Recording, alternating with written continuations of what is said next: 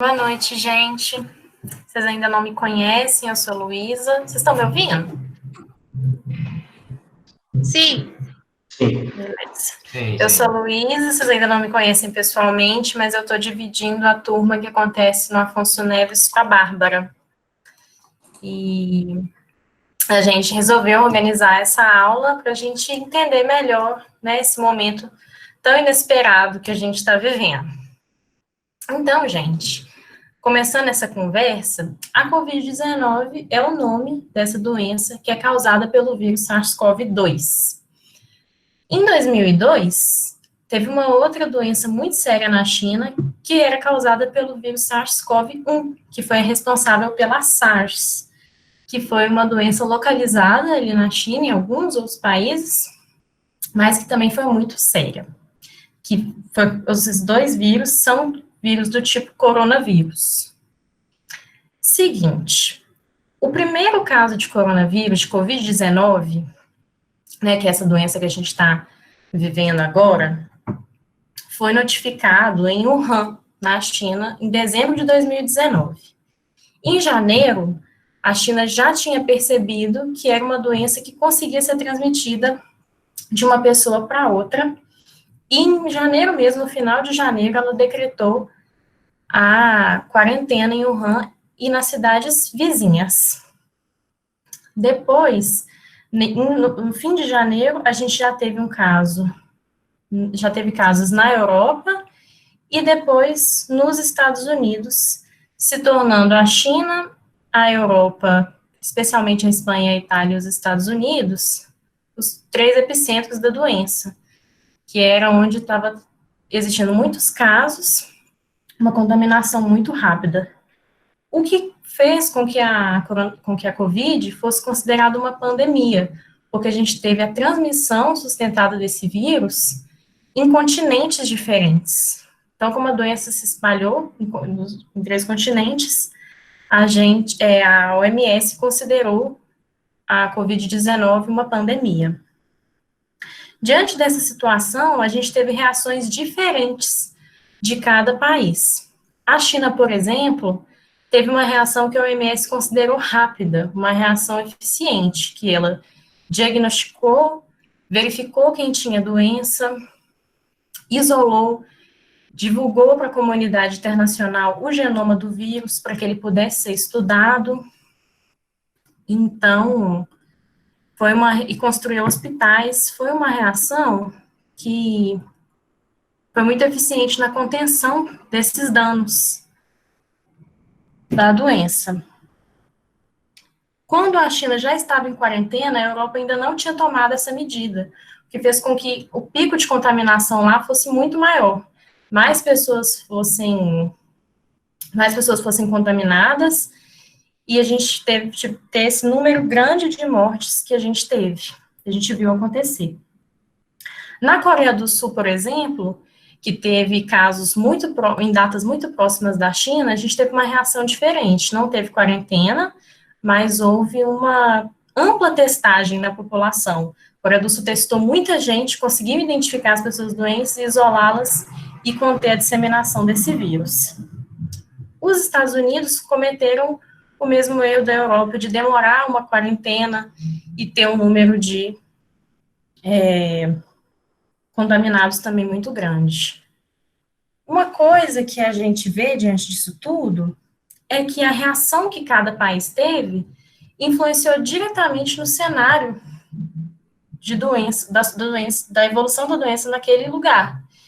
Então, diante dessa crise de saúde, houve uma discussão se a China tinha sido negligente no enfrentamento, e se esse vírus poderia ter sido uma arma biológica, um vírus criado em laboratório para ser disseminado no mundo. Nesse aspecto, a gente tem que ser muito cuidadoso, porque a gente precisa ouvir o que os cientistas, as pessoas que estão estudando virologia, estão estudando a difusão de uma doença, têm a nos dizer. E já existem estudos publicados em revistas acadêmicas que vão nos contar que para os cientistas ainda não é preciso a origem desse vírus. O que se sabe é que ele é um vírus zoonótico. O que é isso? É um vírus que estava circulando na natureza, entre os animais, entre hospedeiros animais, e ele conseguiu sofrer modificações dentro das células desses hospedeiros que permitissem com que ele infectasse os humanos também. Então, foi a mesma coisa que aconteceu com a SARS, que era o vírus SARS-CoV-1. O vírus circulava na natureza, entre animais, conseguiu se adaptar e infectar os seres humanos. Onde que eu quero chegar com isso?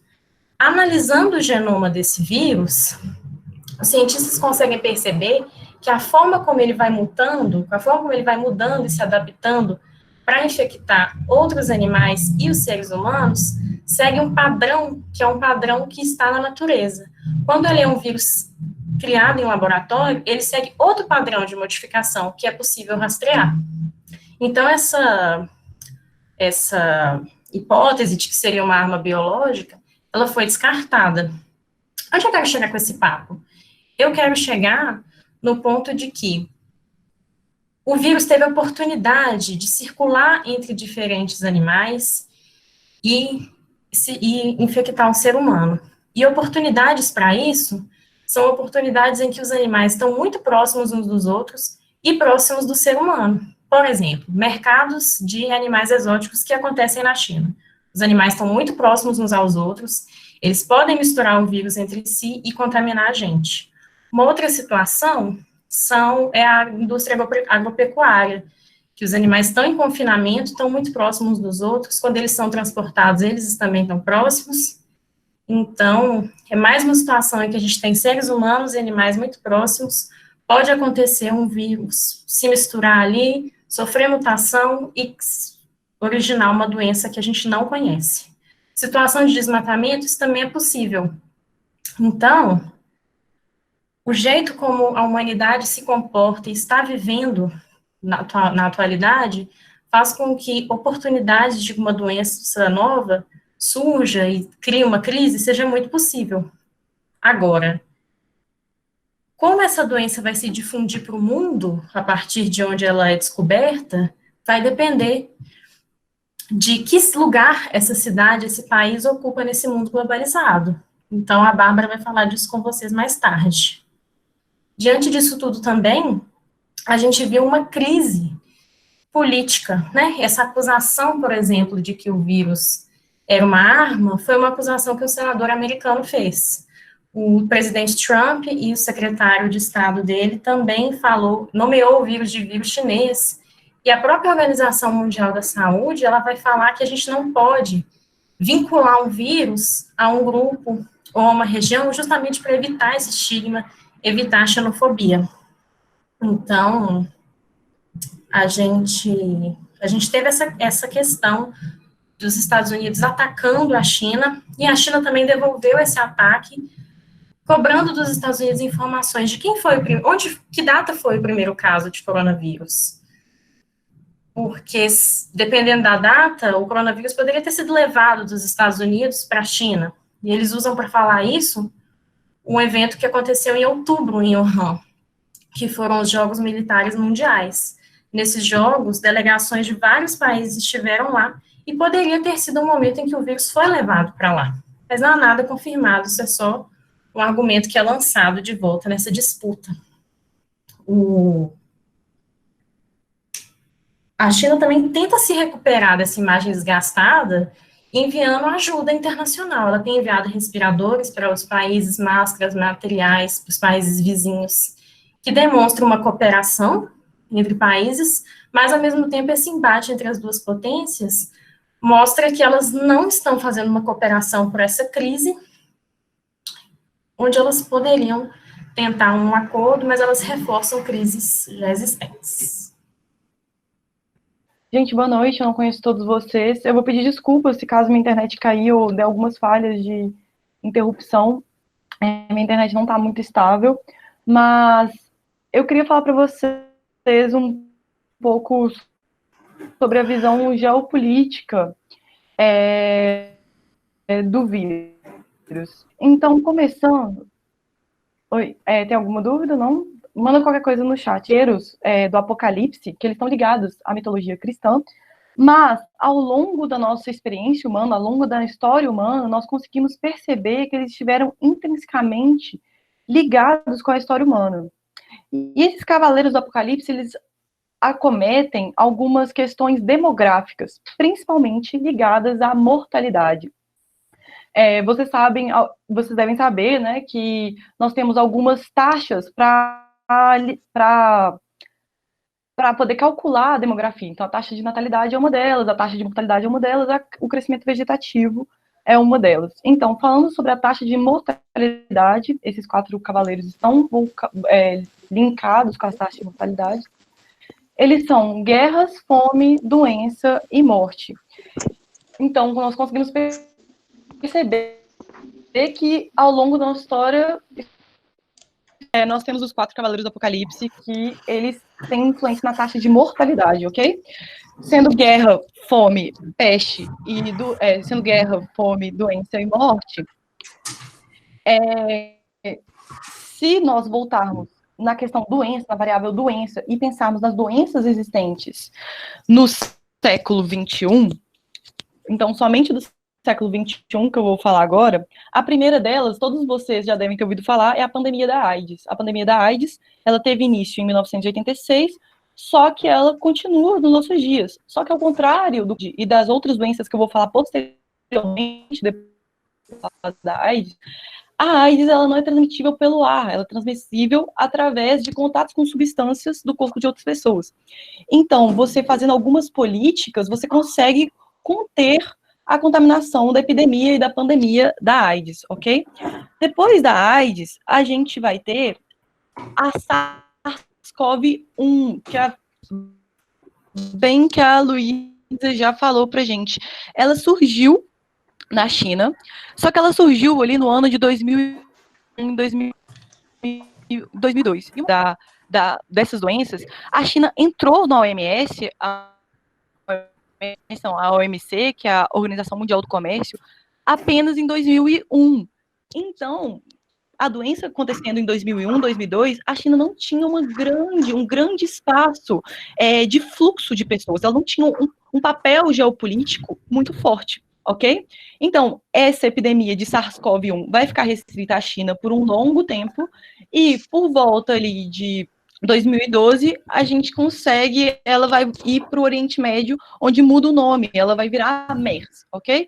SARS e MERS são tudo síndromes respiratórias agudas graves, todas elas são do mesmo grupo do Covid-19. Então, vamos também pensar agora, fazer o exercício de pensar onde que o Oriente Médio está nesse mercado internacional. Entendeu? Então, todos esses países que eu vou falando, eu queria que vocês pensassem nessa questão do mercado a nível global, ok? Então, depois da SARS, nós temos a gripe aviária, que, segundo os cientistas, ela é até mais transmissível. A Covid falam que ela é transmissível de 30%, 40% de contato com uma ou outra pessoas. A gripe aviária, ela é mais transmissível, ela tem um poder maior de transmissão.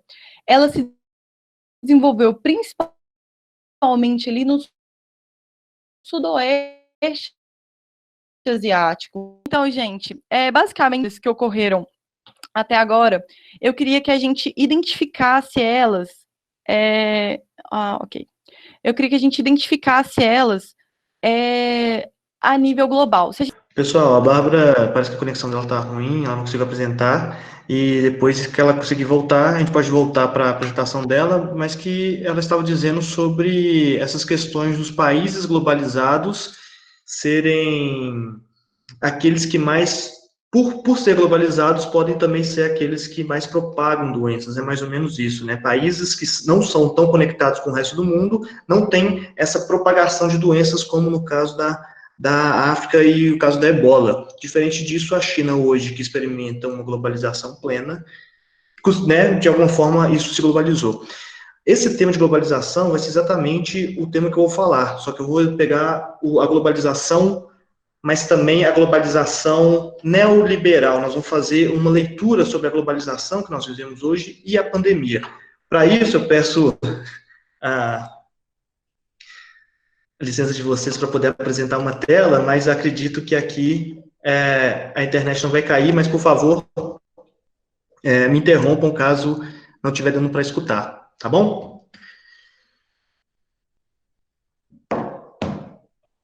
Vamos lá, gente. A globalização neoliberal em tempo de pandemia. Vamos primeiro explorar o que é uma globalização neoliberal e depois fazer essa leitura sobre o que significa nesse tempo de pandemia. Bom, gente, primeiro precisamos de lembrar o que é neoliberalismo. Essa palavra neoliberalismo está referindo a um novo liberalismo. E o que é liberalismo? Liberalismo é aquela liberalismo econômico que a gente vê com a economia clássica. É aquele... Ali no final do século XVIII, quando Adam Smith começa a falar sobre a liberdade econômica que ele via frente àquela coisa do mercantilismo, né, quando tinham os reis que dominavam a economia do mundo. É o liberalismo econômico, que é quando Adam Smith propõe o quê? O livre mercado, que seria a não intervenção do Estado na economia, nem na sua vida moral. Também ele pregava, né, o fim da propriedade estatal, que seria o Estado dono de coisas, de terras, de fábricas. Naquele caso, naquele tempo, eram manufaturas ainda. E também ele colocava a liberdade à propriedade privada. A propriedade privada seria o eixo moral da sociedade, né? A propriedade privada acima de tudo. Então, isso daqui seria mais ou menos a ideia do liberalismo. Lembrando que ele foi proposto no final do século XVIII e houve muitas mudanças para chegar até aqui. E se a gente pensar assim, o que seria o contrário ao liberalismo? Claro que não existe um contrário ao liberalismo, mas existe aqui o socialismo que ele faz bastante frente a essa ideia do liberalismo, que é o socialismo científico proposto por Marx e Engels. Ele já propõe uma economia planificada, isso é, uma economia planejada pelo Estado. O Estado vai dizer o que deve ser produzido, o que não deve ser produzido, qual que deve ser o pagamento dos salários, espacialmente onde deve ser produzido.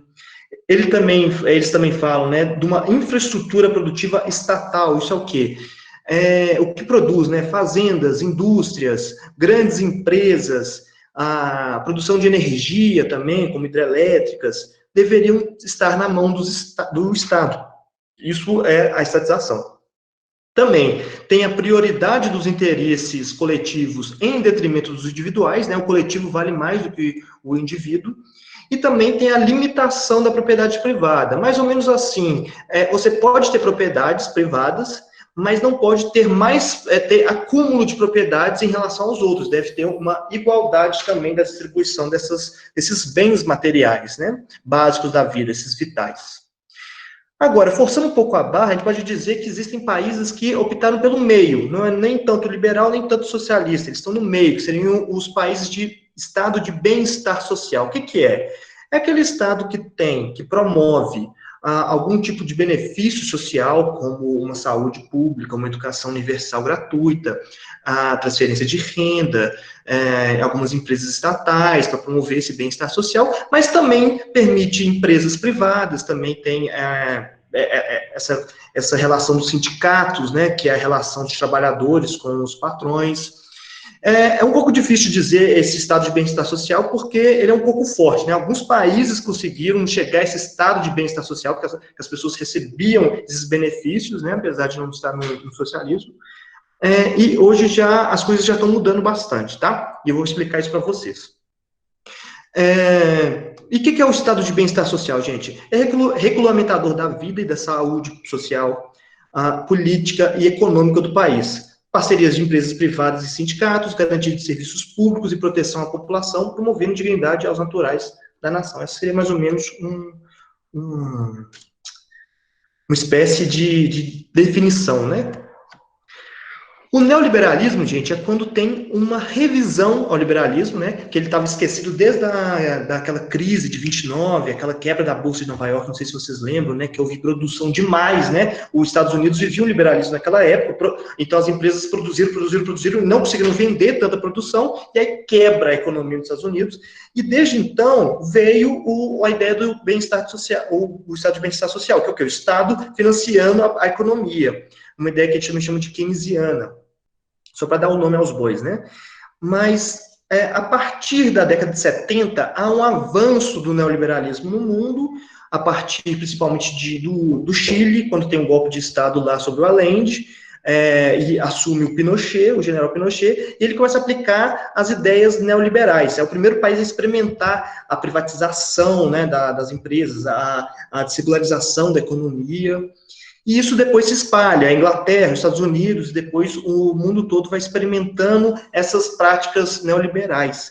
Então, o que é o neoliberalismo, gente? É a revisão do liberalismo, agora já a partir da década de 70, 80, 90, e por conseguinte, e ele faz um ataque a esse bem-estar social promovido pelo Estado. Então, o que ele fala, né? O neoliberalismo é generalizar a lógica liberal do mercado como forma de provimento do bem-estar. É a ideia de tudo ser mercadoria, né? A lógica do mercado é que vai promover bem-estar social para as pessoas. O mercado que vai promover bens materiais, bens de saúde, bens de educação, etc. E aí os estados, gente, quando eles assumem essa postura neoliberal, a gente pode chamar de um estado neoliberal. O estado neoliberal é o quê? É como se fosse uma empresa que compete com outras, é uma competição de empresas, né? Aquela que consegue permanecer no mercado, é como se fosse isso. E aí, o que o Estado precisa de fazer para ter competitividade? Cortar gastos públicos para ter maior atratividade. No Brasil, nós assistimos recentemente, né, esse corte de gastos com educação, com saúde, para os bancos, né, se interessarem mais. Olha, esse país aí está gastando menos com esses serviços públicos que geram muitos gastos, né, para poder conseguir ter dinheiro para pagar as nossas dívidas. Então, vamos emprestar dinheiro para o Brasil.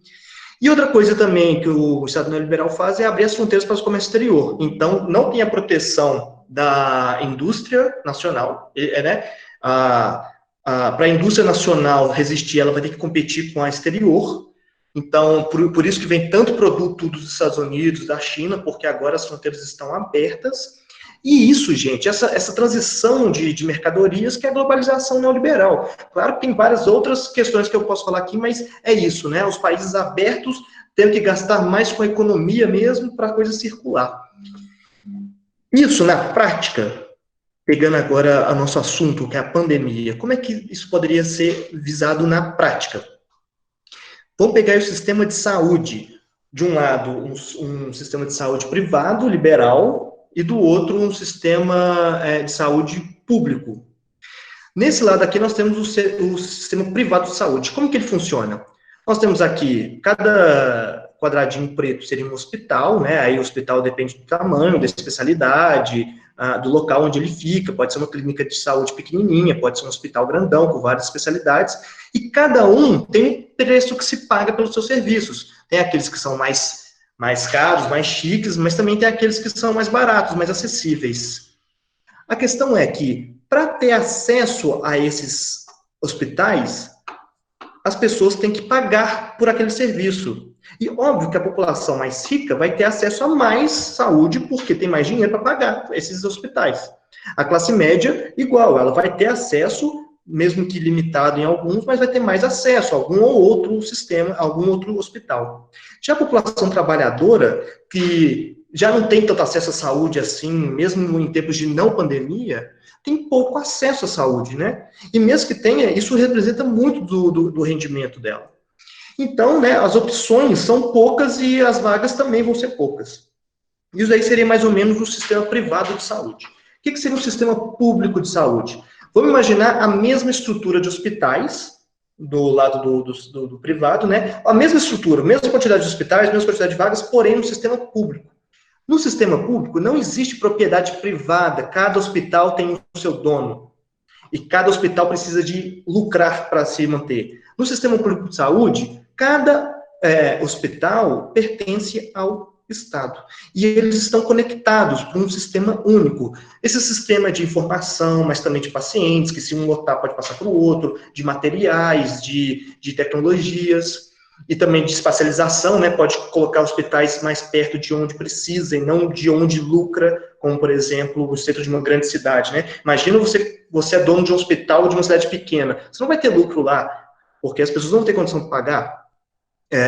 Mas no sistema público, esse hospital pequeno vai estar lá porque a saúde não precisa de ser rentável economicamente. Ela gera um gasto, mas ela não precisa ser lucrativa. E como que é custeado esse sistema, que também é tão caro quanto o outro? É por impostos. Né? Alguns tipos de impostos, como o ICMS, que você paga a toda compra na rua, né? Comprando alguma coisa, abastecendo o carro, isso gera o ICMS. É um tipo de imposto que eu estou dando exemplo aqui, que é imposto sobre circulação de mercadorias e serviços. Ele, por lei, tem que custear, se não me engano, 25%, 25% ou 15% que deve ir para a saúde. Todos os municípios têm que pagar isso, né? Isso está custeando o sistema público de saúde. E qual que é a diferença principal do privado? Que todos têm acesso igual no sistema público de saúde. Então, não importa qual que é a sua renda, você tem acesso àqueles hospitais com mais especialidade ou àqueles que têm menos especialidade. Claro que o imposto é uma carga pesada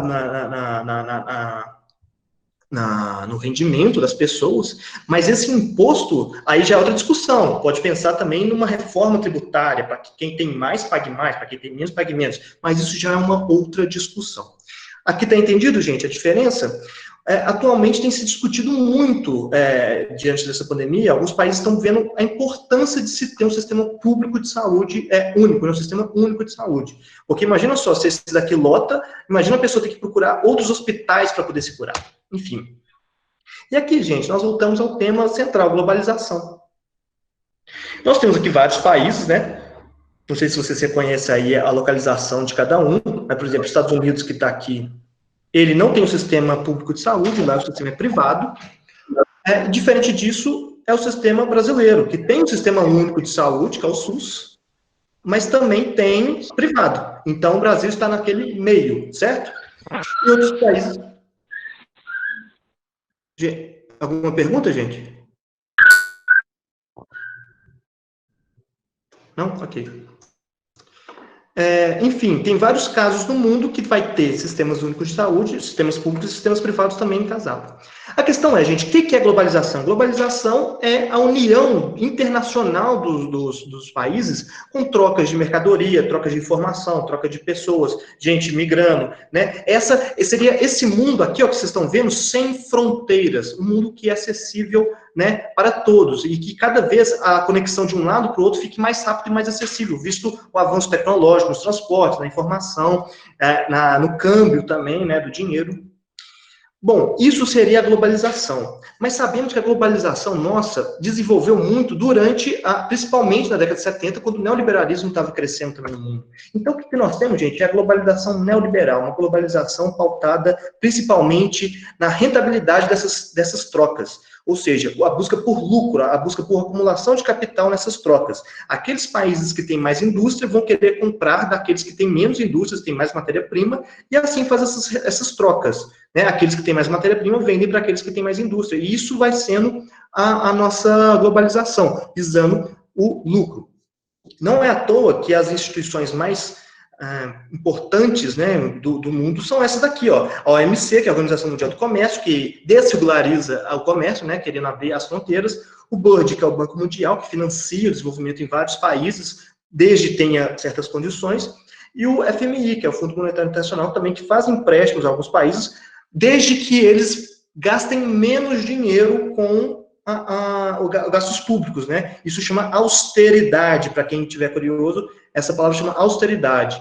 É quando o FMI empresta um dinheiro e aquele país tem que abaixar seus gastos públicos para poder pagar esses empréstimos.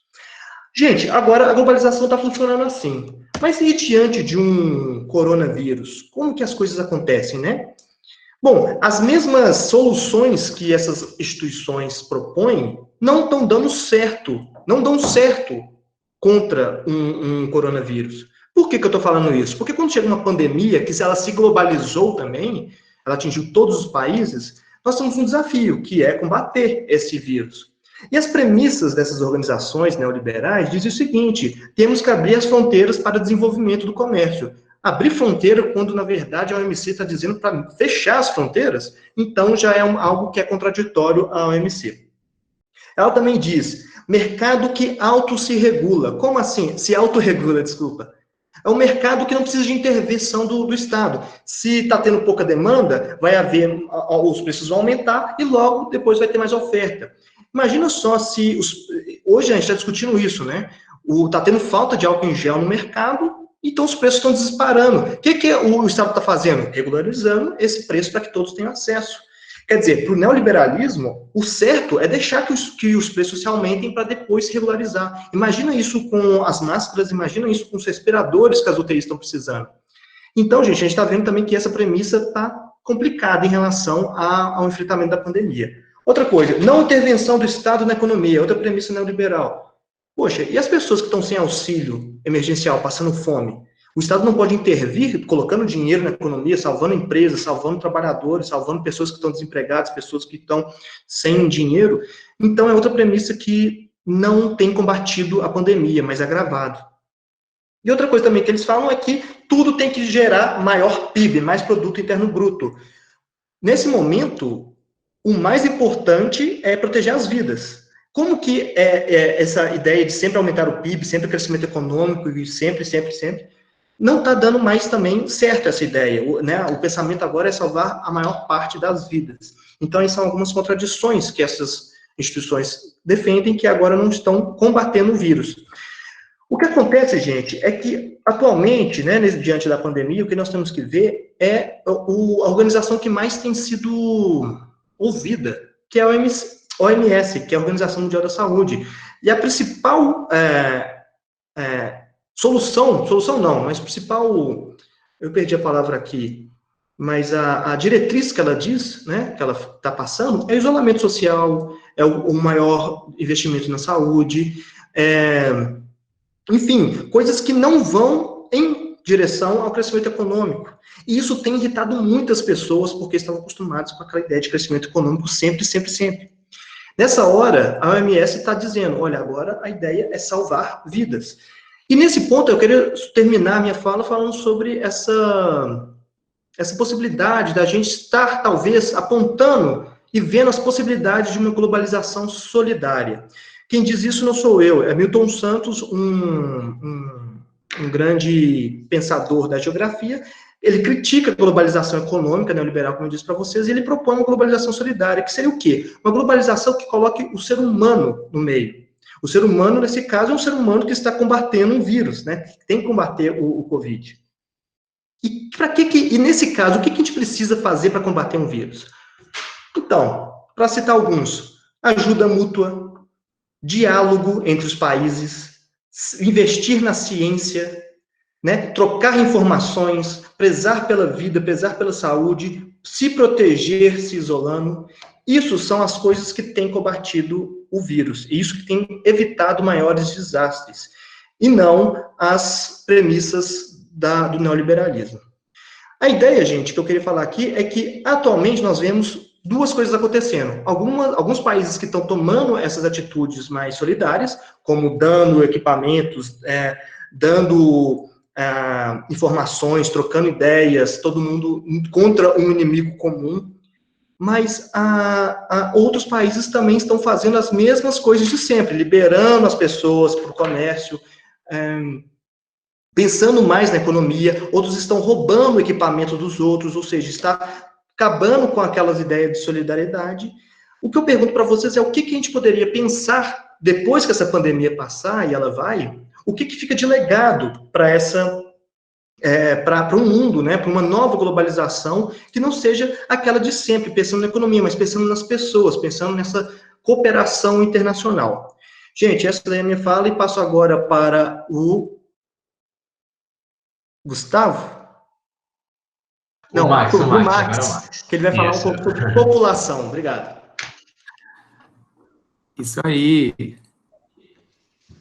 Boa noite, pessoal, novamente. Muito bom poder conversar com vocês um pouco essa noite. Eu vou falar bem rapidinho, porque eu estou mais interessado nesse tanto de pergunta que chegou aqui. São temas bem relevantes, né? São perguntas bem relevantes sobre esse tema. E a gente tem muito o que discutir, tá? Então, vou só compartilhar. Tá todo mundo me ouvindo bem? Tranquilo. Dá para ouvir direitinho? Perfeitamente, Max. Muito bom. Sim. Vou compartilhar minha tela com vocês, então. Apresentar agora. Vou apresentar a tela inteira.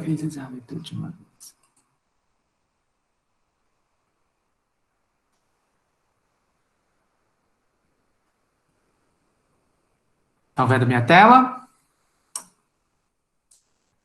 Opa, eu tenho que voltar para cá. Já conseguimos ver, Max. Ótimo. Bom, pessoal, então, como a ideia é que a gente fazer uma primeira aula, né, com todos os professores, está faltando um professor, né, que não está passando bem, mas já ele melhora e volta, mas a ideia era a gente conversar, todos os professores de geografia juntos, né, para inaugurar esse ciclo de aulas remotas, né, e aí cada um puxou um pouco da sua área de atuação, de trabalho, né, ou a parte que estava dando em sala de aula, para poder usar esse gancho e discutir o coronavírus, né, a pandemia que está aí fazendo a gente ficar em casa de quarentena, né, ou limitando muito a nossa mobilidade, tá? E eu estava falando com vocês, né, com os meus alunos, sobre população, né, estava terminando população, íamos entrar em teoria demográfica, né, ia discutir um pouco sobre isso, tá? E aí eu vou fazer algumas provocações aqui para a gente começar a pensar em diferentes escalas, né, porque até então foi falado da questão global, né, de como esse vírus ele se movimentou aí nos países e como que o modelo econômico global, a gente vive num momento de economia globalizada, né, e de como esse modelo econômico global influencia na forma com que nós lidamos com essa situação, tá? E aí, para começar, eu começo já com uma pergunta, tá? Estamos todos no mesmo barco? Está todo mundo vivenciando essa experiência do mesmo jeito? Vamos pensar um pouco sobre isso, tá? Bom, pessoal, e aí, só para discutir um pouco a ideia de como as diferentes populações, né, estão lidando com esse tema, eu vou querer lembrar dois conceitos que a gente chegou a estudar, e só para refrescar na memória de vocês, tá? Porque eles são muito importantes para a gente fazer as análises necessárias, né, até para responder essas perguntas que vocês estão fazendo aí no chat, tá? E esses conceitos são população absoluta e população relativa. Então, a gente chegou a ver em sala de aula que a população absoluta é o número total de habitantes de uma unidade espacial, né? Por exemplo, um país. Então, o número total de habitantes de um determinado país é a população absoluta daquele país. Enquanto a população relativa é a distribuição dos habitantes desse país, né? Pela área disponível para eles morarem, para eles habitarem, né? Pela área dessa unidade espacial, desse país. E por que a gente precisa entender a diferença desses dois conceitos? Porque um está falando sobre países, cidades, lugares que são populosos, ou seja, que tem muita gente morando. O outro é um pouco mais complexo, está falando de lugares que são densamente povoados, né? Então, a população relativa está me falando a quantidade de habitantes por unidade territorial, por exemplo, por quilômetro quadrado, por metro quadrado. Tá? Então, só para a gente entender melhor, eu vou aumentar a escala, e aí vamos pensar que a gente está numa casa, tá? E que essa casa tem 6 moradores. Então, a população absoluta dessa casa são 6 moradores. Agora, eu quero dividir essa casa em unidades territoriais, né, digamos assim. E aí, essa casa, ela tem 2 cômodos. É uma casa de 2 cômodos. A minha população relativa seria quantos moradores que eu falei que tem? 6, né? 6 moradores. Então, a minha população relativa seria 3 moradores por cômodo, porque cômodo é a minha unidade espacial, né, a minha unidade territorial. 3 moradores por cômodo. Que tipo de informação eu consigo tirar disso? Que tipo de análise eu consigo fazer? E por que é importante a gente entender sua população relativa? Porque eu consigo, a partir do estudo do modo de vida dessa família que mora nessa casa, né, entender melhor qual a influência, né, dessa distribuição espacial, do tamanho dessa casa na vida deles. Né? Então, se a gente pensa no país, por exemplo, quando eu pego a população relativa e gero um dado que é a densidade populacional, eu estou falando se esse país ele é muito povoado, né, densamente povoado ou fracamente povoado, tá? Vamos pensar isso trazendo para uma escala global, né? Então, nós temos aí os países, né, e sua população absoluta, tá? A população absoluta, como vocês podem ver, você tem os países com maior população absoluta, são a cor mais escura, né, e à medida que a cor vai ficando mais clara, né, menor população absoluta. Então, nós temos aí o Brasil, a China, né, acho que eu tenho um dado aqui, ó, países mais populosos, ou seja, que tem mais habitantes. A China, né, o Brasil está lá em 5º lugar, tá? Mas o que significa isso? Quando vocês pensam no Brasil, por exemplo, né? Agora, olha o dado de povoado. Nenhum dos 5 que tem maior população faz parte do grupo dos 5 mais povoados, né? Com maior densidade populacional. Olha lá quem está lá. Mônaco, Singapura, Vaticano, né, gente? Que é um bairro, praticamente, né? Então, o que isso quer dizer? Que nesses lugares mais povoados, você tem, por mais que você tenha uma população menor, o território também é menor. Então, eu tenho mais gente por unidade de área, mais gente perto, mais gente próximo, mais gente morando muito perto um do outro, às vezes um em cima do outro. Começam a perceber como que isso influencia nas políticas públicas, no enfrentamento a uma pandemia, por exemplo, tá? Mas, se a gente pensar no Brasil, né, aí eu falar, o Brasil, ele não está entre os 5 mais povoados, porque o Brasil, o território dele é continental, é enorme. Isso funciona para o Brasil inteiro? Né? Tem um estudo recente que saiu, por exemplo, que os pesquisadores avaliaram a densidade populacional do mundo, né, por países, e aí eles discutiram que a densidade populacional não influenciou tanto na dispersão, né, ou na propagação desse vírus. Mas, será que o país é a unidade espacial ideal para a gente fazer esse tipo de análise? Vamos pensar no Brasil, vocês pensam lá as cidades do norte, né, aquelas cidades enormes com uma área urbana desse tamanhozinho, né? Aí você pensa aqui no sudeste, cidades pequenas com um monte de gente morando um em cima do outro, né? Então, a pergunta que fica, e nas cidades, né, como que isso influencia na propagação desse vírus, como que isso influencia no enfrentamento dessa situação, tá? Então, aí tem uma frase da Cruz Vermelha, que eu coloquei aqui, que eu achei bem interessante, que ela fala: como atores nessa epidemia, ou seja, como agentes que estão influenciando na propagação ou no controle dessa pandemia, os ambientes urbanos, que são as cidades, né, as áreas urbanizadas, prestam duplo papel de ajudar a transmissão, ou seja, acelera o processo de transmissão, e, em seguida, dificulta a resposta. Por que dificulta a resposta? Porque nós temos muitas pessoas morando muito mais próximo uma da outra. E aí eu preciso de ter um sistema de saúde, né, como já foi falado aqui, com robustez para atender essas pessoas. Só que nós estamos num momento de economia globalizada e no momento do avanço do neoliberalismo.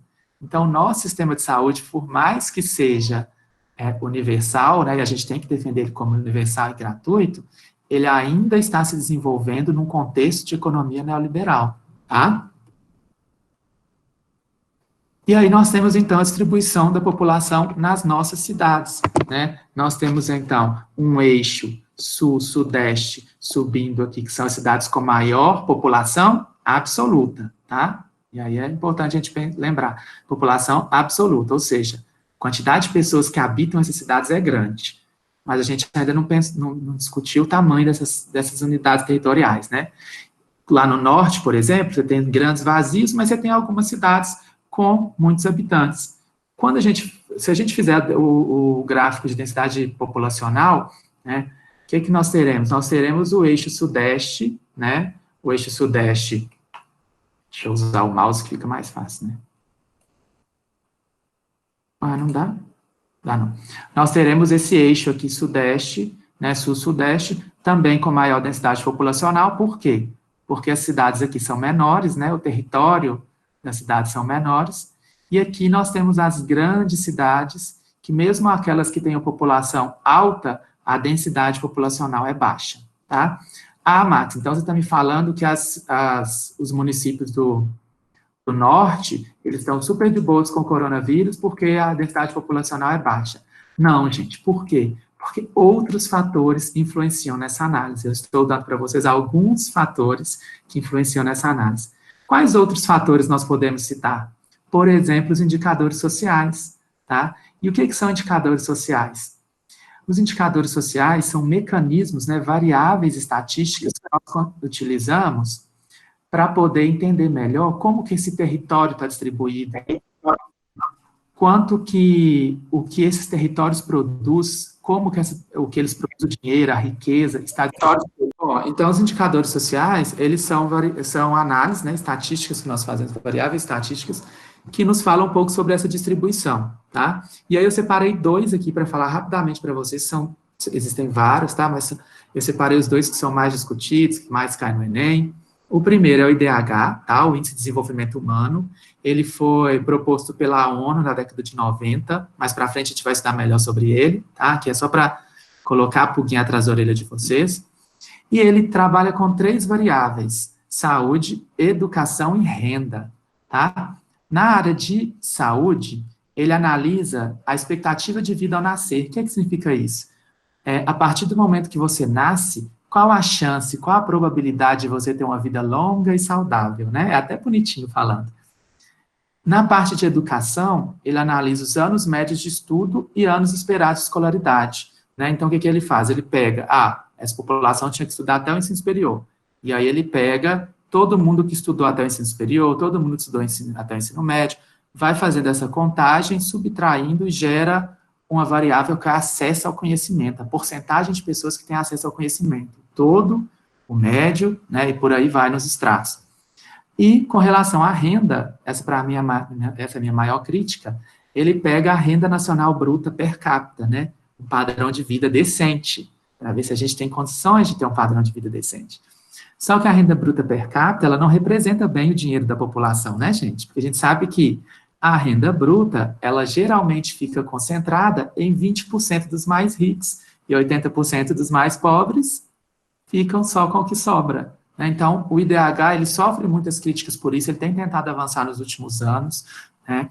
Mas ele ainda sofre muitas críticas por ele não ser um dado bom, né, um índice bom para representar países com desigualdade muito grande, como o Brasil.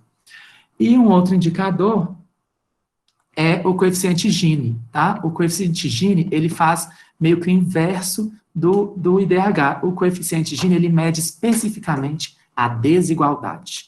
Então, ele pega um conjunto de variáveis e mede e fala que a desigualdade, ranqueia a desigualdade daquele país entre 0 e 1. Quanto mais próximo de 1, mais desigual esse país é, tá? Então, o dinheiro está mais concentrado na mão de poucas pessoas, tá? Então, geralmente, a gente costuma analisar, no mínimo, os 2 juntos, o IDH e o coeficiente Gini, porque com o Gini, a gente corrige um pouco das distorções do IDH, tá? Bom, Max, mas o que isso tudo tem a ver com coronavírus, né? O que isso tem a ver com cidade, o que isso tem a ver comigo, com a minha vida? Eu trouxe aqui para vocês, gente, uma análise super fresca de um trabalho recente, que é um ranking, né, dos municípios mais suscetíveis ou com maior risco ou maior facilidade de propagação do coronavírus. Tá? Foi um pesquisador, eu esqueci o nome dele, mas depois eu posto para vocês, que ele fez uma análise, né, então ele pegou algumas variáveis, olha lá qual que ele pegou. Densidade demográfica, lembra que eu falei que era importante? Se as pessoas estão morando muito juntas ou muito separadas. Faixa etária, também é importante, né? Por quê? A gente sabe que a idade mais avançada apresenta maior risco de complicações, né? A infraestrutura sanitária é importantíssimo nós lembrarmos, gente. Essa crise, além de ser de saúde econômica, ela é uma crise sanitária, tá? Todas as doenças endêmicas e epidêmicas têm forte relação com a condição sanitária das cidades, tá? O índice de saúde, né, qual a infraestrutura da saúde desses municípios. Mercado de trabalho, aquelas pessoas com maior estabilidade no trabalho têm mais facilidade de ficar em casa, tá? Então, eles estão menos suscetíveis a contrair o vírus também. E ele juntou todas essas variáveis e gerou esse mapa aqui, né? Fez o produto dessas variáveis, a álgebra dessas variáveis, gera esse grande mapa, nos mostrando as cidades em vermelho, né, são aquelas que têm maior facilidade de propagação do coronavírus, tá? Enquanto as cidades em amarelo e verde, esses vírus, essas cidades elas vão estar um pouco mais preparadas para expansão, né, ou para propagação dessas doenças. Ah, Max, esse dado, ele representa efetivamente o que está acontecendo? Nem sempre, tá, gente? Porque isso vai depender de vontade política também, tá? Vontade política é muito importante nos momentos de crise. Bom, e aí, só para a gente fechar, nós temos aqui as cidades com maior índice, né, incidência de casos de Covid-19. Eu pensei em trazer um monte de dados, mas a gente já está vendo um monte de dados todo dia, isso aí, né, tá até deixando a cabeça da gente meio grilada. Mas a ideia é vocês entenderem como que isso funciona no contexto geral, tá? E aí eu peguei as 3 primeiras, olha lá, ó, Manacapuru, os nomes super diferentes, Carauari e Fortaleza, tá? Eu peguei as 3 primeiras só para a gente ver como que os indicadores delas se comportam. Manacapuru, por exemplo, que é a primeira, o IDH do município é 72, tá? Aliás, a estimativa de vida é 72 anos. A do Brasil é 74, mais ou menos, tá? O IDHM é 0,64, tá bem próximo de 1, tá, gente? Então, é um município que tem, assim, relativamente desigual, tá? Tem grandes problemas. E a porcentagem de pobres, 51% da população é pobre. O que significa pobre para o índice? Quem recebe, em média, R$ 140 por pessoa por mês, tá? Então, é uma quantia bem baixa, a gente sabe, né, a nível de Brasil, tá? Carauari é um pouco pior, a cidade que está em segundo lugar, tá? 69 estimativa de vida, 0,55 IDHM, 72% da população em situação de pobreza. E aí a gente chega em Fortaleza, né, com um PIB, um IDHM 0,75 e apenas 15% de pobres, tá? Mas olha que interessante, a diferença. A densidade populacional de Fortaleza é 8.390 pessoas por quilômetro quadrado. É uma das maiores densidades demográficas do Brasil, tá? Então, tem muita gente morando muito perto, né? Enquanto Carauari, que está em segundo, é 1 habitante por quilômetro quadrado, a população é pequena e ocupa um grande território, e Manacapuru, 16,6%.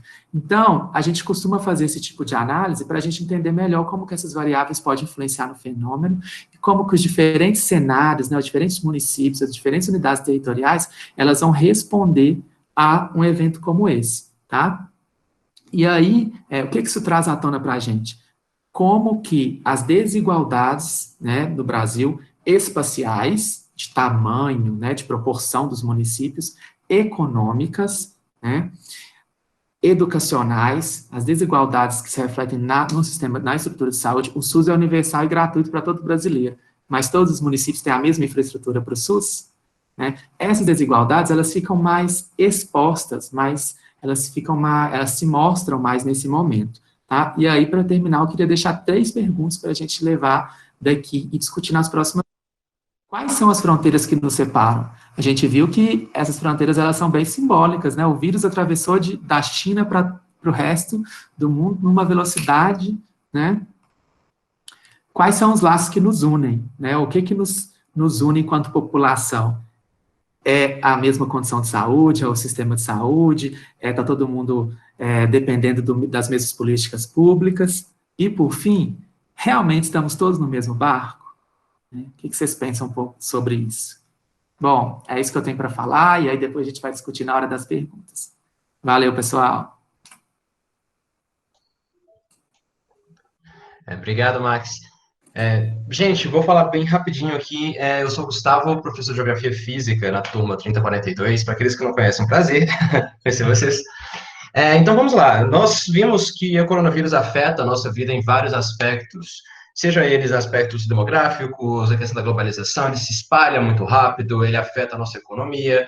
Todos nós estamos sentindo isso no dia a dia, concorda? Tá, as indústrias, as empresas, o comércio funcionando de maneira reduzida. Nós estamos em isolamento social, então aglomerações estão sendo evitadas. Nós saímos de casa quando necessário, precisamos utilizar equipamento de proteção, concorda? Então, assim, toda essa mudança de comportamento gera um reflexo no meio em que estamos vivendo. Então, é natural de se esperar que, quando o coronavírus impõe essa mudança de comportamento para a sociedade, o meio ambiente também sente esse tipo de reflexo, perfeito? Então, eu vou trazer para vocês alguns aspectos, só para provocar um raciocínio de vocês, em relação a como que o meio ambiente é afetado em relação aos aspectos relacionados ao coronavírus, perfeito? Então, vamos pensar. Primeiro, impactos podem ser negativos ou positivos. Vamos pensar no dia a dia. Nós estamos aqui a maior parte do tempo em casa.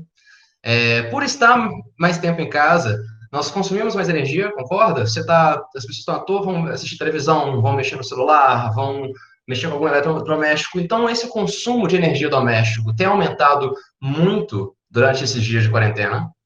Em contrapartida, o gasto energético pelas indústrias reduziu muito, porque muitas indústrias ou pararam ou estão funcionando de maneira reduzida. Então, nós temos um desequilíbrio do gasto energético, vamos falar assim, entre consumo energético doméstico e consumo energético industrial. Nós também, por estar em casa, e aí tentem refletir no dia a dia de vocês, nós produzimos muito mais lixo do que o normal, concorda? Você está em casa, então você o tempo inteiro está consumindo alguma coisa, você acaba produzindo mais lixo e você consome um pouco mais, produz um pouco mais de lixo na sua casa. O seu vizinho também vai produzir um pouco mais de lixo. E o vizinho dele também. Na hora que você junta essa conta da cidade inteira, do país inteiro, a produção de lixo tem aumentado vertiginosamente. E é difícil, até para a estrutura social, tratar e comportar esse grande volume de lixo que está sendo produzido. Entendeu? Então, esse é um impacto até para a gente pensar se a gente pode produzir menos lixo no nosso dia a dia, se tem como a gente consumir menos energia, gastar menos água, pensar nesses aspectos no nosso dia a dia, o que a gente pode trazer em questão de impactos ambientais. E, por outro lado, o coronavírus também traz alguns impactos positivos para o meio ambiente. Como assim? O coronavírus ele muda o nosso comportamento, concorda? E por mudar esse comportamento, por exemplo, estamos em isolamento social, nós temos menos carros na rua, menos aviões, as indústrias produzem grande parte dos gases emitidos na atmosfera, também estão com serviço ou parado ou reduzido. E essa emissão de gás por parte do homem é responsável por dois grandes impactos, mas por dois principais impactos ambientais que são, primeiro, o aquecimento global. A emissão de gases emite gases estufa, lembrando que efeito estufa são os gases na nossa atmosfera que absorvem a energia solar e mantêm a superfície do nosso planeta aquecida. O efeito estufa por si só é um evento natural, ele é necessário para a sobrevivência da Terra, ele acontece naturalmente, mas a partir do momento que nós humanos jogamos mais gases de estufa na atmosfera, você vai ter mais gases absorvendo mais energia e assim aumentando a temperatura da nossa superfície. Uma vez que essa temperatura aumenta, você tem consequências como derretimento das calotas polares, aumento do nível do mar, disfunções na fauna, na flora. Então, isso tem que ser levado em consideração. Poxa, tem menos gases sendo emitidos para a atmosfera. Se tem menos gases, esse efeito no aquecimento global vai ser atenuado, concorda? E um outro efeito, também consequência desse emissão de gases reduzida, é que nós vamos ter menos emissão de gases poluentes na atmosfera. E a poluição da atmosférica é um problema que está no nosso cotidiano. O tempo inteiro você vê carro jogando fumaça, ônibus jogando fumaça no ar, indústria jogando fumaça no ar. E, assim, a Organização Mundial da Saúde já mostrou que mais de 4 milhões de mortes ao ano no planeta Terra ocorre devido, direto ou indiretamente, à poluição atmosférica. Ou seja, nós temos que repensar também que essa menos emissão de gás vai melhorar a qualidade do ar, correto? Mas, enfim, é claro que é um caso momentâneo. Em breve essa quarentena vai acabar, em breve nós vamos voltar às indústrias, à fábrica, o comércio vai começar a retomar suas atividades, nós vamos vamos sair de casa, vamos voltar a nos aglomerar, assim dizendo. E aí a gente tem que pensar, será que tudo vai voltar da forma com que é antes? Ou será que tudo precisa voltar exatamente da mesma forma que é antes? Será que a gente não pode pegar esse tempo e repensar tanto nas nossas atitudes de produzir menos lixo, como que a gente pode fazer a nossa parte para uma questão ambiental? E também pensando não só no seu comportamento individual, mas como um componente da sociedade. Será que você pode cobrar dos seus governantes em relação a políticas ambientais realmente efetivas? Você pode pensar como você pode engajar em causas ambientais e tirar desse momento difícil que a gente está passando, que é a pandemia, aprendizados importantes para a nossa vida daqui adiante. Bacana? Então, gente, eu agradeço a presença de vocês. Vamos responder as perguntas, então, gente. Eu não sei, Max, eu não estou te ouvindo. Eu vou começar a responder as perguntas. Gente, consegui estabelecer minha conexão. Infelizmente, a minha parte do aula não pôde ser falada, né, por conta da conexão da internet, mas agora eu consegui colocar de forma que desse para entender. Então, gente, a primeira pergunta que eu, na verdade, minha colega Luísa, vamos responder, é uma pergunta da Ana Luísa também, por acaso é uma pergunta de uma xará, né, que ela falou assim, existe o boato de que a China teria criado o vírus para se beneficiar financeiramente. Como isso seria possível? Ela se beneficiaria em que área do mercado? Gente, uma coisa que você tem sempre que entender é que essas ideias de vírus chinês, elas não vêm subitamente, elas constituem de uma história, elas são parte de uma historicidade. Então, se a gente lembrar da Guerra Fria, a gente consegue entender mais ou menos como que se tornou a hegemonia dos Estados Unidos. E a gente consegue entender também toda essa repulsa e toda essa questão de ataque que ele tem ao sistema chinês, entendeu? Então, tem toda essa questão histórica que a gente pode pensar primeiramente sobre essa questão de falar que o vírus é chinês. A segunda coisa é que é um pouco, assim, para falar de uma coisa, é um pouco estranho um país criar um vírus para matar a sua própria população. Por quê? Porque a China, ela criou o vírus, mas o primeiro lugar que teve a maior porcentagem de mortalidade foi a própria China. Então, seria um pouco bizarro, um pouco estranho a China ter criado essa arma biológica e soltar em seu próprio país, entendeu? As primeiras armas biológicas que a gente tem ali no Vietnã é dos Estados Unidos construiu, mas para soltar em outro país. Por quê? Porque a arma biológica, gente, a gente não tem controle. Uma vez que ela é solta, o vírus começa a mutar, o vírus começa a invadir o corpo das pessoas, e você não tem nenhum tipo de controle. Então, só essa questão do vírus ser criado já é uma fala um pouco, assim, estranha, entendeu? Então, e se ela fosse criada, né, ela perguntou ela se beneficiaria em que área do mercado? Ao meu ver, a única forma de você criar, no sentido de a gente pensar no mercado atual, né, no mercado que é um mercado que ele é um mercado financeiro, que ele é um mercado de produtos. Então, ao meu ver, seria na área dos fármacos.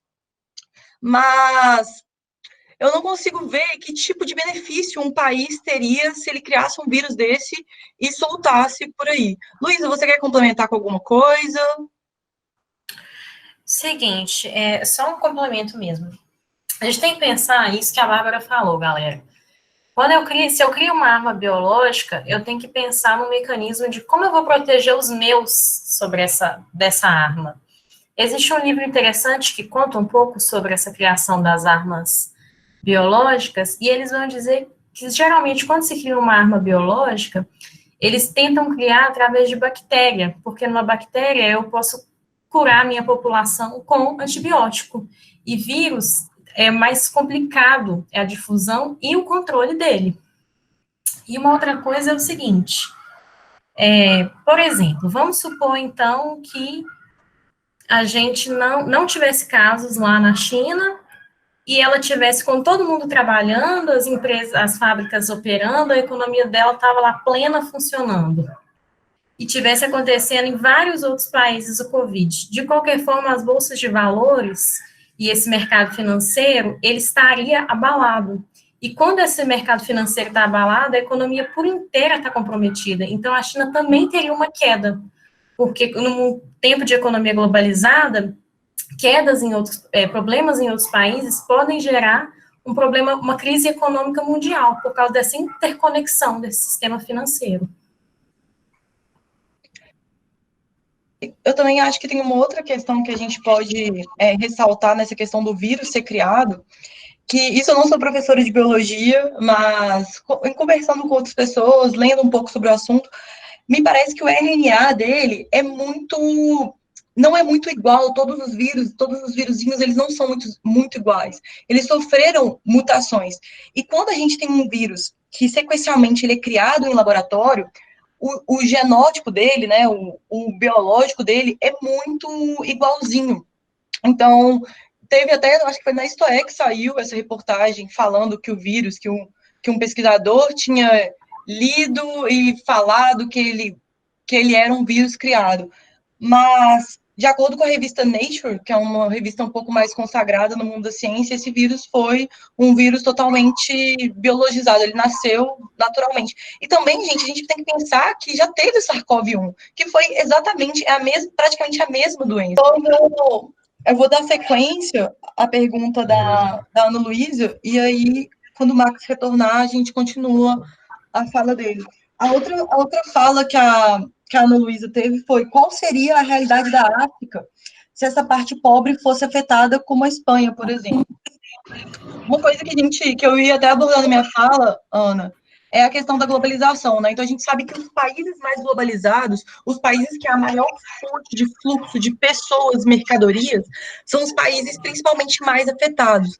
A África, nesse momento do coronavírus, que bom que ela não é nesse momento tão globalizada assim, que não há tanto fluxo de pessoas, tanto fluxo de aviões chegando nela e podendo levar esse vírus para o continente africano. A gente tem que lembrar também outra coisa, gente, que a África ela não é só um país, são vários países, né, um continente, e tem países, por exemplo, bastante desenvolvidos, como, por exemplo, a República Sul-Africana, que fica lá no extremo sul da África. Então, eu acho que se a África fosse afetada, como ela já está sendo afetada pelo coronavírus, tem alguém falando? O Max está falando, não sei se ele está falando. Então, como o coronavírus, seria um pouco mais complicado, né? É um pouco mais complicado. Por quê? Porque tem países da África que têm infraestrutura para enfrentar uma epidemia, né? Como já tiveram outras epidemias lá. Então, tem países que vão ter infraestrutura. Porém, terão outros países que talvez não conseguirão, não vão conseguir enfrentar essa epidemia de forma correta. Por quê? Porque, às vezes, nesses países tem questões de saneamento básico que faltam. Então, se você não tem um saneamento básico, às vezes, em uma região, como que você vai enfrentar uma epidemia que é principalmente de contato entre pessoas e principalmente que envolve uma grande necessidade de higiene? Então, eu acho que, lembrando, alguns países, principalmente os países mais lá do sul da África, talvez consigam passar pela epidemia do coronavírus mais tranquilamente, mais suavemente.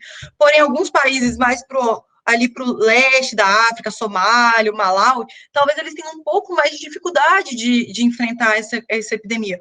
Porém, o benefício deles nessa epidemia, é que eles são países com fluxos de pessoas, fluxos globais menores. Então, talvez a epidemia lá pode chegar de forma mais branda, menos pessoas sejam atingidas, entendeu?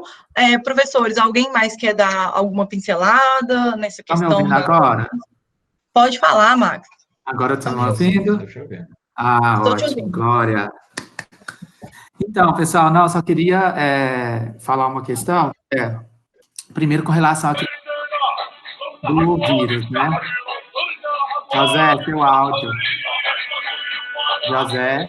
Ô, Marcos, eu queria saber a opinião de vocês quanto à data em que vai decorrer o pico das mortes aqui no Brasil, assim, estourar. Porque não tem testes. Eles não fazem testes, não existe isso aqui. Vou te responder, tá? Vou te mutar aqui para te responder. Eu anotei aqui. Eu peguei o gancho dele aqui. José, seu áudio aí. Bom, pessoal, então, sobre a criação do vírus, assim, esse especificamente a gente já sabe que não foi criado, tá? Já saiu um artigo na Nature, como a Bárbara falou, que é uma revista conceituada, bem conceituada, na área científica, demonstrando, né, a linha, a família, né, de desenvolvimento do vírus, tá? O que a gente precisa lembrar? Que existe, né, uma estratégia um olhar que vem desde a Segunda Guerra, desde o final da Segunda Guerra, né, depois Guerra Fria, com a evolução da expansão do capitalismo global, a forma de colonizar também mudou. Então, os países que têm uma característica de ser colonizador, né, as grandes potências colonizadoras, elas não pegam seu barco, enche de soldado e vai para outro país colonizar mais não, né? Pode ser que isso aconteça ainda em algum momento, mas nesse momento nós passamos por outro tipo de colonização, que é uma colonização cultural, simbólica, né? Então vem através da música, né, do estereótipo. Então nós construímos um estereótipo, por exemplo, sobre África, que a África é um país pobre, a África é um continente, nem é um país, né?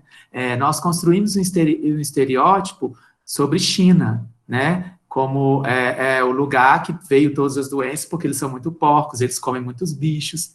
Claro que a nossa relação, principalmente com animais silvestres, ela vai ter que ser repensada a partir daqui. Mas não é só em Wuhan que tem mercados com venda de animais silvestres. A gente tem em vários países do mundo, inclusive no Brasil. E geralmente são mercados que o acesso é muito restrito, porque são alimentos caros, né? Então, existe um caráter também, quando você vê uma notícia dessa, de criar um estereótipo também daquele lugar, tá? É a mesma coisa que a gente faz aqui no Brasil com o Nordeste, né? Como o Nordeste é sempre visto como feio, o pobre, o negro, o muito seco, né? Então, quando você fala Nordeste, você já vem no seu imaginário algumas figuras, assim, simbólicas, né? Que foi construído, e com um objetivo muito claro também, tá? Existe uma disputa nisso aí. Lembram, quando a gente estudou território, o que é território? Né, não é uma relação de poder, né, consequência de uma disputa de poder, né? Então isso também influencia. E aí, a pergunta do Zé, que foi sobre quando chegaremos nesse pico. É bom que o Zé fez a pergunta e ele mesmo respondeu. Não tem como saber, a gente faz previsões matemáticas, mas esses modelos, eles só vão... O que é um modelo, gente? O modelo é uma abstração da realidade, ele é um desenho da realidade. É como se eu pegasse a realidade e fizesse um projetinho dela aqui, na minha mão, para eu conseguir enxergar, né, esse todo. Mas ele nunca é a realidade. A gente tenta se aproximar cada vez mais da realidade, mas ele nunca é a realidade. Então, nós só conseguiremos chegar o mais próximo do pico viral, né, do pico das doenças, quando nós tivermos testes. Professor, porque eu ouvi noticiários que jornais e até revistas, como simplesmente a Veja, assim, que seria em maio, agora em maio. Então, José, a partir do dia 6. Então é o seguinte, há uma ansiedade para saber essa informação, mas ela não é precisa, como o Max já falou sobre a questão de testes, e também outra coisa, nós não sabemos quanto que o isolamento está dando certo. A questão é, quanto mais o isolamento der certo, mais vamos conseguir adiar esse ápice. Ou seja, quanto mais a gente conseguir se isolar, quanto mais a gente seguir essas regras daí, essas diretrizes da OMS, conseguimos postergar esse pico. Isso daí é o ideal, né? O pico das mortes não é o ideal o quanto mais rápido, sempre o melhor é postergar. Quanto mais tiver isolamento social, mais vai aparentar ser desnecessário o isolamento social, porque estamos evitando mais mortes. E por que é importante ficar cada vez mais... Por que é importante você esperar o tempo, conseguir diminuir, né, para você atrasar isso, gente? Porque com o tempo, à medida que os dias vão passando, vão surgindo possibilidades de medicamento, de vacina. Então, aquelas pessoas que contraírem o vírus, por exemplo, daqui a um ano, que ele vai continuar circulando, eles vão ter essa doença numa outra condição. Tá? A gente já vai ter um conjunto de conhecimentos muito mais robusto para tratar esse problema. Tá? Então, quanto mais chegar no pico, né, mais conhecimento a gente tem sobre a doença. Gente, Luiz, uma coisa. Tá. Sim, rapidinho. Só uma coisa.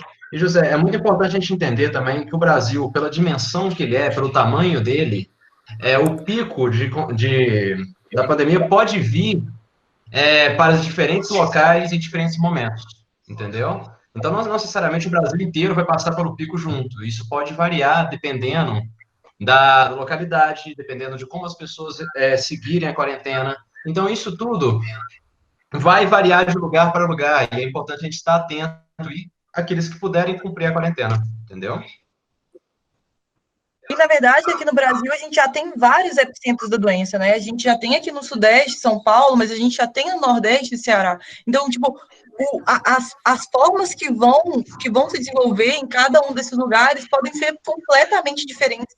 E isso tem questão estadual, tanto da esfera estadual, de atuação, mas também tem a das esferas individuais das pessoas, né? Então, por exemplo, lá em Santa Catarina está liberando já os shoppings. Será que essa é uma medida eficaz? Será que daqui a algum tempo a gente não pode ver um grande centro de coronavírus, um novo epicentro no sul do país? Então, todas essas medidas que a gente está tomando agora, como os meninos já disseram, a gente está tentando ganhar tempo, porque enquanto não tiver, gente, algum tipo de antídoto, não adianta, sabe? A medicina, atualmente, ela só consegue tratar os sintomas, mas ela não consegue realmente falar que você está curado. A gente ainda nem sabe se a pessoa pode ter uma remissiva, ou seja, pegar novamente o mesmo vírus. Falam atualmente que sim, porque as pessoas que já foram contaminadas e que se curaram não pegaram novamente, mas os estudos, eles são longínquos. A gente não tem na ciência um estudo de 1 mês, 2 meses, geralmente demora anos, ok? Pessoal, dando avanço nas perguntas, tem aí também duas perguntas da Ana Luísa, muito boas, né? Uma é perguntando se o Brasil é um estado de bem-estar social. Bem-estar social, gente, é um termo, pergunta muito boa, né? É um termo muito um pouco assim abstrato, porque ele não é, a resposta não é se sim ou se não.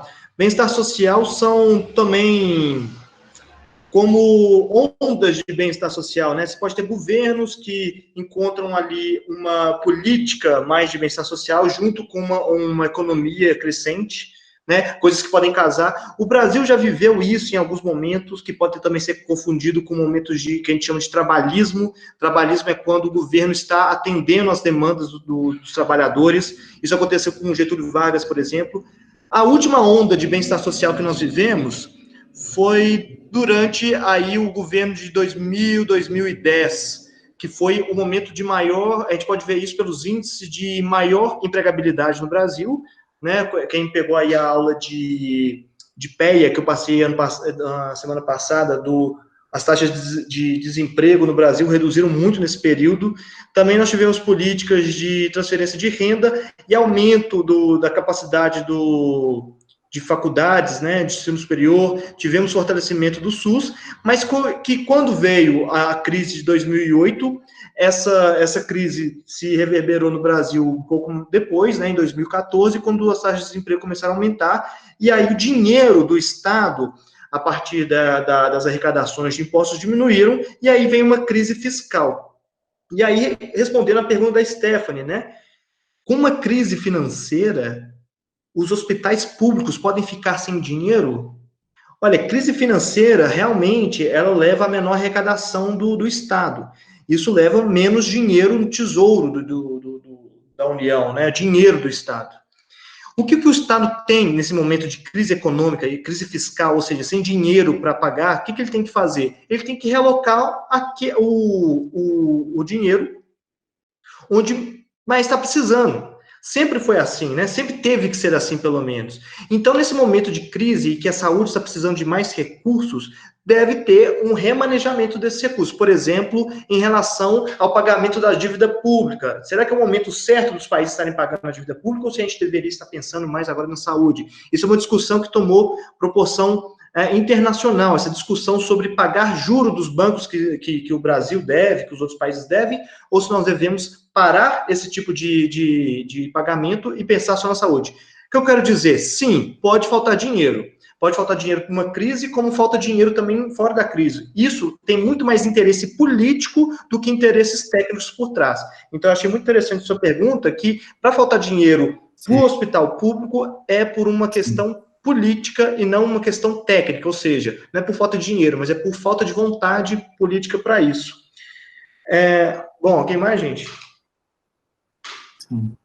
Taxação de grande fortuna, por exemplo, que a gente ainda não faz, né? Tem um monte de mecanismos para tá se discutindo nas câmaras, no Senado brasileiro sobre isso, mas é o imposto constitucional que existe desde 88 na Constituição, mas que não é aplicado. Então, hoje, quem paga mais imposto no Brasil é quem recebe menos. A gente não tem taxação de grande fortuna, a gente não tem PVA de lancha, por exemplo, nem de helicóptero, né? Então, esse tipo de coisa, quando chega uma situação dessa, fica mais evidente, e aí a gente começa a perceber que existem outras fontes onde buscar, sem tirar de já quando não tem nada ou muito pouco. Também tem a questão sobre a nova ordem mundial, aí da pergunta, né, da Jusceia. De Cineio. Uhum. Certo. Bom, o que é a ordem mundial? A ordem mundial, a gente pode entender como aqueles países que têm mais poder político sobre as decisões do mundo. Hoje em dia, essa nova ordem mundial foi estabelecida no pós-Segunda Guerra Mundial, depois da Segunda Guerra, da Guerra Fria, quando a União Soviética perdeu a força, né? Hoje em dia, o que é a nova ordem mundial? São os países que estão na ONU, né, nas cadeiras, nos membros permanentes da Secretaria de Segurança da ONU, e também os países que estão compondo grupos, como o G20, G8 e por aí vai, que estão fazendo também frente com essas decisões políticas. Nisso, é interessante a gente pensar como que a China entra nessa nova ordem mundial com muita força. Uma força que vem pela economia, principalmente, mas também uma força bélica. Então, ela, hoje, né, a China tem uma força política, tal qual o Brasil, os países do BRICS, né, que a gente falava, né, Brasil, Rússia, China, Índia e África do Sul, ganham também uma decisão política a nível mundial, mas que isso é muito dinâmico, isso pode mudar o tempo todo, certo? O que a gente tem falado aqui na aula é que não há uma hipótese concreta de que o coronavírus tenha sido uma intenção social, e sim uma pandemia causada pela própria natureza, pela própria biologia, e pode ter sido fomentada pelos processos de globalização das pessoas. As pessoas estão se locomovendo mais, né? As fronteiras, elas são mais simbólicas. Hoje, o cidadão da China consegue trabalhar nos Estados Unidos, no Brasil, né? Assim vice-versa. Sobre a ordem mundial também, gente, é importante a gente lembrar que a gente, quando a gente estuda, por exemplo, primeira, segunda ordem mundial, de que a gente está falando? A gente está falando daquele momento em que os olhos do mundo inteiro estão olhando para um lugar só. É a Revolução Industrial, então vamos nos industrializar. Bipolaridade, então Estados Unidos contra a União Soviética e o mundo todo acompanhando. Hoje, e aí eu vou deixar uma pergunta mesmo para vocês começarem a pensar nisso, a gente discutir nas outras aulas. Nós conseguimos identificar esse ponto central onde todo mundo está meio que seguindo? Estamos num momento de ordem mundial ou de desordem mundial? Então, acho que isso é uma coisa interessante a se pensar. Gostei também da provocação do Alexandre, né, que ele fala sobre dar nacionalidade para coisas que não repetem a lógica da nacionalidade, né, como, por exemplo, dinossauros. E também fica essa questão, quando se trata de um mundo globalizado e que os países buscam por essa globalização, por algum interesse continuam dando nacionalidade quando se trata de coisas pejorativas, como estavam falando sobre a xenofobia, né? Principalmente a um vírus. Para que dar nomes à nacionalidade? Esse daí é só um interesse xenofóbico e não um interesse de identificação realmente de onde veio. A gripe espanhola é um caso prático disso, ela não tem nada a ver com a Espanha. A AIDS, né, poderia ser chamada de vírus estadunidense se fosse descotar por uma nacionalidade, porque lá que se propagou com mais força, sempre que na verdade pode ter origem. Então, assim, essa vontade da nacionalidade é, senão, uma vontade de uma política xenofóbica de dar nomes, né, e dar culpa para uma coisa que às vezes realmente não tem.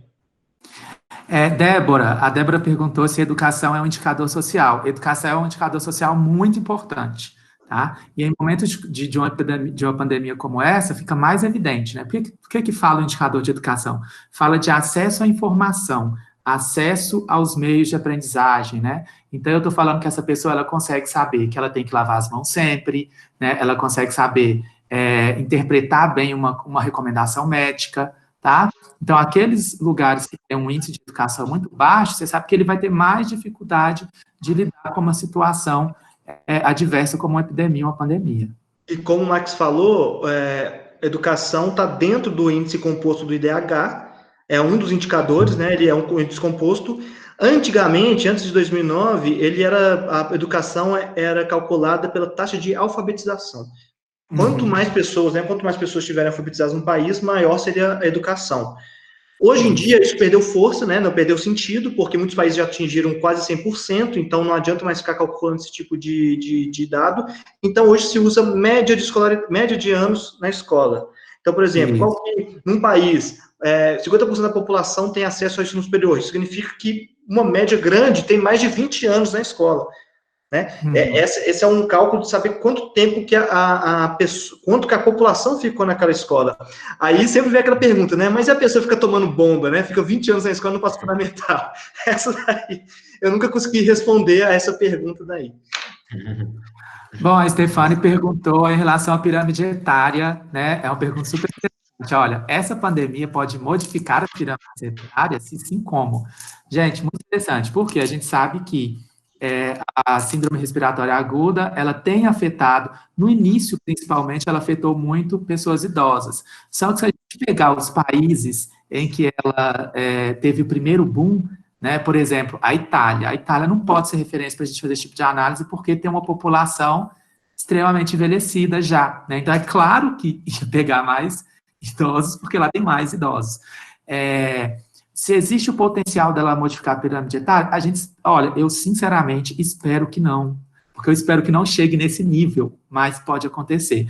A gente sabe, por exemplo, que a única coisa que foi capaz de afetar o crescimento exponencial da população, né, foi uma grande pandemia, né? Então, assim, pode acontecer? Pode, espero que não, tá? Depende de quantas pessoas vão morrer e de qual lugar da pirâmide ela está situada. Aqui, Max, eu só vou complementar um pouco sua fala, porque eu fico, às vezes, um pouco vamos dizer, embargada de fazer algum tipo de afirmação dessa, até porque em vários países, como você disse, na Itália, a maioria da população é idosa. Então, é claro que o vírus, ele atingiu uma grande parte dessa população. Mas se a gente, por exemplo, pegar os maiores atingidos nos Estados Unidos, a gente vê que a população jovem, ela é muito atingida. Mas é claro que lá a gente tem outros fatores que corroboram com essa situação. Por exemplo, a questão da ausência do sistema de saúde, a questão também da obesidade. Então, eu acho que é muito complicado fazer algum tipo dessa afirmação, porque eu acho que a gente não sabe o comportamento desse vírus exatamente, entende? Então, eu fico receosa de pensando falar. em localidades, Bárbara, por exemplo, se você pensar na Itália, se você se a mortalidade for muito maior na terceira idade, é claro que você vai ter você vai ter uma diminuição dessa população que está envelhecida, né? Então, essa como eu falei na hora que eu estava fazendo a fala, são análises que a gente precisa fazer em diferentes escalas, por isso que deixa esse fenômeno, né, como a pandemia, por exemplo, de uma forma tão complexa, né? Eu não tinha compreendido, mas eu entendi agora, como você explicando assim, eu compreendi melhor. Sim. Oi, gente. Então, olha, vamos encerrar. Muito, muito obrigado por ter comparecido hoje, gente. Gustavo, só uma pergunta muito importante que a gente estava deixando passar aqui. A questão indígena, né? A Ana Luísa perguntou sobre a população indígena. A população indígena, claro que tem órgãos, né, de já trabalhando com isso, mas a gente sabe que é muito perigoso, gente. Então, assim, todo cuidado com a população indígena é pouco, porque se nós não temos resistência e nem anticorpos com relação ao vírus, eles vão ter muito menos, né? Então, assim, isso está acontecendo há 500 anos, nós temos trazido, os brancos têm trazido doença para os índios, né? Então, um momento desse, eles são muito mais vulneráveis do que nós, população urbana também. A gente sabe por quê? Infraestrutura de saúde, eles não têm hospitais, né? Tudo isso que a gente tem na cidade, tá? Então, eu tenho acompanhado, tá? Eu sei que algumas aldeias, principalmente aquelas que estão muito próximas de centros urbanos, já chegou e já tem algumas mortes de indígenas, mas até o momento que eu vi, estava muito relacionada a índios que saem da aldeia para estudar, por exemplo, esse tipo de coisa. A gente não tem nenhuma confirmação, assim, de um grande surto, por exemplo, localizado em alguma aldeia. Mas é algo que a gente precisa acompanhar com muito cuidado, tá? Boa pergunta. Com certeza. Gente, muito obrigado, as perguntas foram ótimas, obrigado por ter comparecido. E é sempre que a gente for fazendo uma aula assim, a gente vai mandando mensagem no grupo para vocês, tá bom? Muito obrigado, qualquer coisa é só mandar pergunta pra gente também nos grupos, beleza? E ó, semana que vem, quem é da minha turma, nesse mesmo horário, nesse mesmo Semana que vem, tá? a gente volta. Gente, muito obrigado, tenham uma boa noite. Obrigado, pessoal. Até a próxima. Obrigado.